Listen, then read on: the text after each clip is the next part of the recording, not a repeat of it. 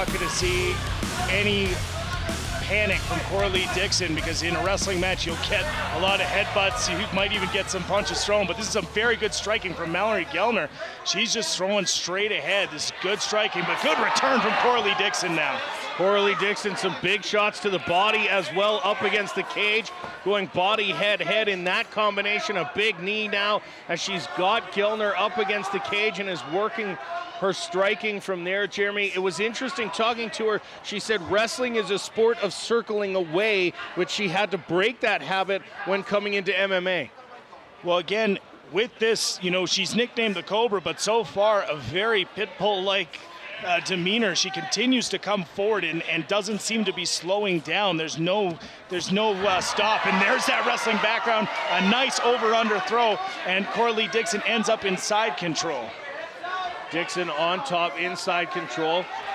And again, a big knee to the body. You see that from wrestlers more than you do from people who started transitioning right from MMA. That knee to the body is people who come in with a big wrestling base. They see the value of that side control position.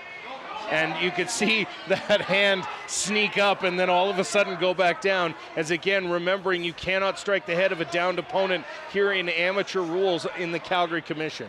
Well, and this is a position that a wrestler would work every single day for the entirety of her career, just a basic pinning position. So these knees are landing pretty heavily to the side of Mallory Gellner, who has to do something to try and slow these down, perhaps try and transition into a half guard to start. But again, Coralie Dixon, very good so far here in her amateur debut. Dixon now trying to pin the arm of Gellner. And looking now for a submission attempt, trying to isolate that arm, Jeremy.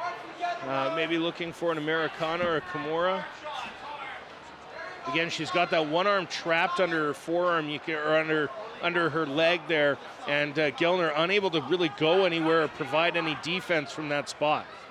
Well, Coralie Dixon was somebody that we've been trying to get in the Hard Knocks Fighting Championship, and she's been matched up 6 times, and 6 times the opponents backed out. And finally, Mallory Gellner steps up to the plate and takes on a tough opponent. But you're seeing why so many people backed out of fighting Coralie Dixon. In her amateur debut, she's been very dominant so far, and that elbow's in a very dangerous position. And she tapped underneath.